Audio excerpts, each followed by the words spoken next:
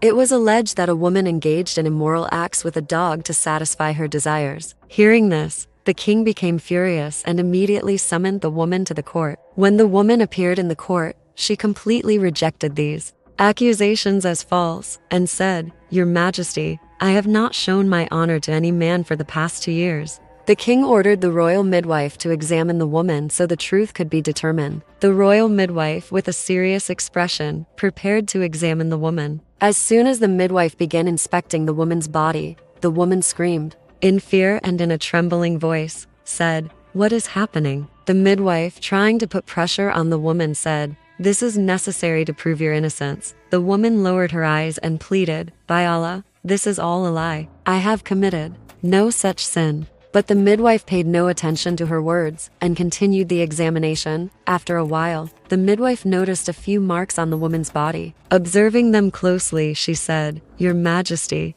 this woman is lying. There are certain marks on her body that indicate she has been involved in an immoral act with an animal." Hearing this, the court fell silent. A mix of anger and astonishment appeared on the king's face. He glared at the woman and in a stern tone, asked, "Are these accusations true? Why did you hide the truth?" The woman, trembling, replied, "Your Majesty, I am not lying. These accusations are false." The king took a deep breath and said, "If this is false, then why are you so terrified? Why is your voice trembling?" Rubbing her hands, the woman said, "The marks on my body are actually." Hearing this, the people present in the court were stunned into silence. The king, in a strict tone, asked, "Tell the truth. Who is responsible for all this?" In a shaky voice, the woman replied, "The person who brought me here." Upon hearing this, the king's rage intensified. He immediately summoned the men who had brought the complaint against the woman and had them presented in the court. They avoided eye contact with one another, and a wave of fear surged through their hearts. There was anger in the king's eyes.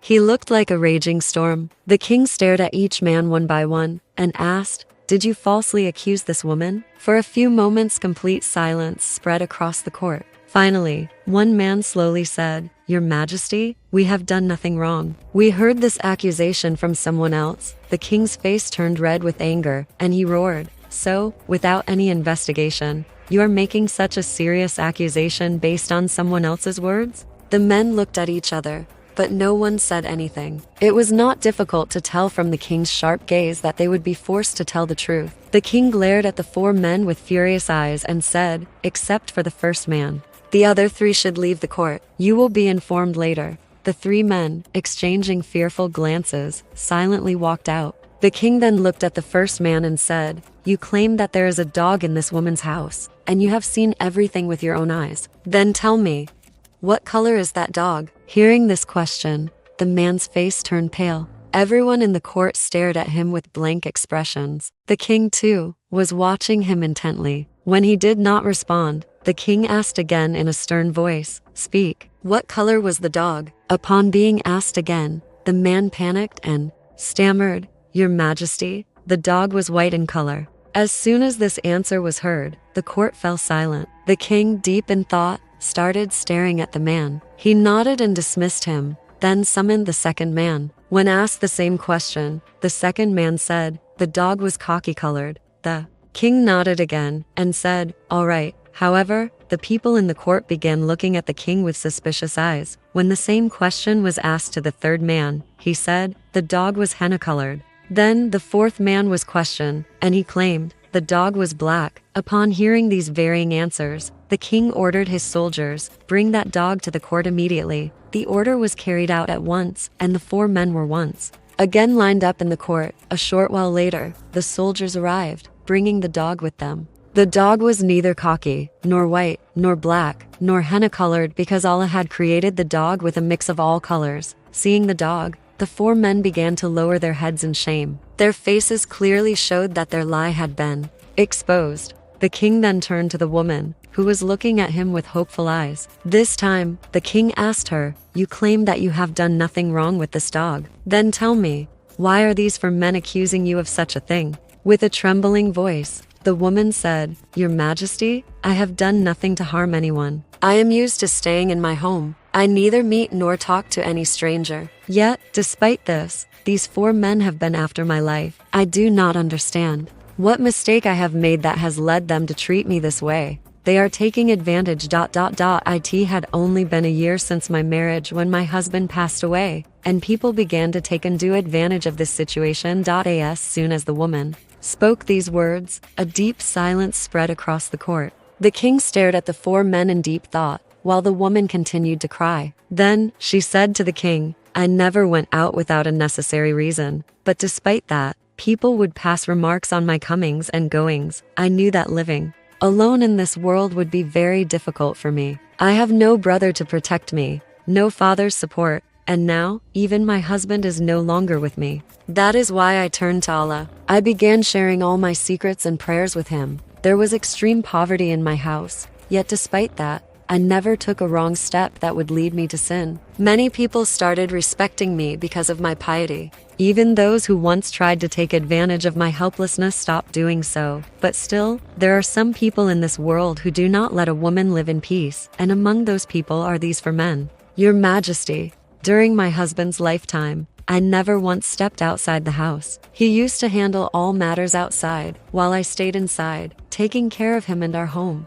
But when my husband passed away due to a severe illness, I confined myself within the four walls of my home and devoted myself to the worship of Allah. Then one day, due to an extremely urgent matter, I had to step out of the house. After completing my task, when I was returning home, I came across a small puppy on the road that was badly injured. I looked around. There was no water available anywhere, and it seemed thirsty. For the sake of Allah's pleasure, I picked up the animal and brought it home. I took care of it, applied medicine to its wounds, and gradually, the puppy started to heal. With its presence in my home, I also started to feel less lonely. Whenever I finished my prayers, I would talk to it about my feelings. It felt as if it could understand me like a human. The puppy, like me, stayed inside the house and never went outside. Then, one day, I had to step out again for an urgent task. Since there was no man in the house, I had to take care of all matters myself. Every time I went to the market, these four men would stand on the roadside and pass comments at me. One time, they crossed all limits and followed me all the way to my house. I got scared and ran inside,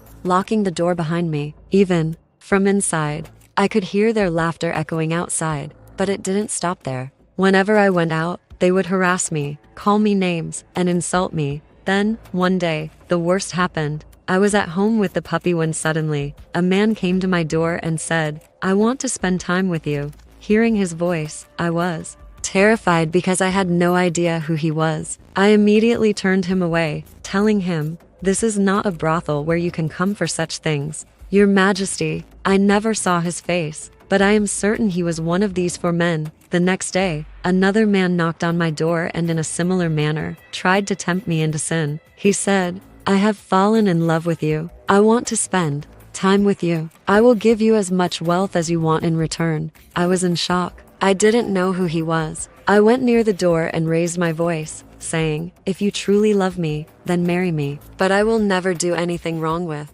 you. Hearing this, the man laughed and said, I have no issue marrying you, but I already have 4 wives. They all brought me great wealth and dowry. If I marry you, my life will become difficult, but I can shower you with riches. Just don't ask me for marriage. As soon as I heard these words, I refused and shut the door on him. Your Majesty, after that, I became too scared to even step outside. I would sit in my home, crying before Allah, praying for his divine help to free me from these men. But after that day, my house became a target. A crowd started gathering outside my door. People began throwing stones at my home, calling me a disgraceful woman, a courtesan, and all sorts of insults. Leaving my house had become a torment. I couldn't understand why all this was happening to me when I was innocent and had done nothing wrong. As the woman spoke, she broke down into sobs again. Seeing her cry, the king turned toward the 4 men. They were looking down, unable to meet anyone's eyes. Their faces showed hesitation and guilt. Your Majesty, this woman is lying. Nothing of this sort has happened. It was all just a joke, said the men.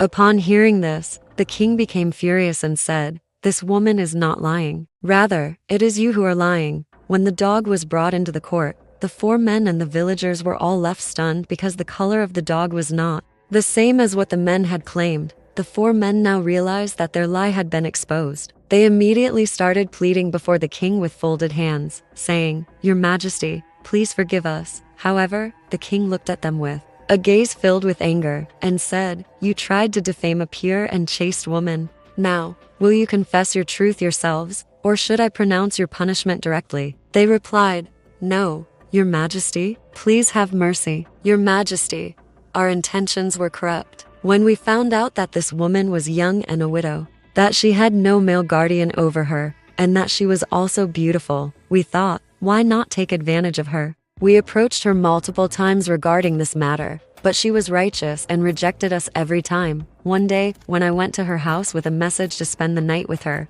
I heard a dog barking from inside. Hearing this, I was very surprised, realizing that this woman was not living alone, but had a dog with her daughter T. That moment, an idea came to my mind: why not defame this woman in the entire village by accusing her of committing an immoral act with the dog? Since she was not agreeing to our demands, we decided to teach her a lesson in this way. So, I and my 3 friends together started spreading false rumors in the village that this woman lived with a dog and fulfilled her illicit desires with it. The villagers believed our words, and they also began calling her impure. Your Majesty, please forgive us. And O woman, you also forgive us. The king said, "No, your crime is nothing short of a grave sin, and the only punishment for it is death. You have falsely accused a pure and chaste woman of committing an immoral act." Following the principles of Islamic justice, the king ordered the execution of the 4 men. They were hanged upside down, and the villagers stoned them to death. This incident teaches us that Allah protects His righteous servants and saves them from false accusations. May Allah grant us the ability to stay away from all evils and always walk on the path of truth and justice. Ameen.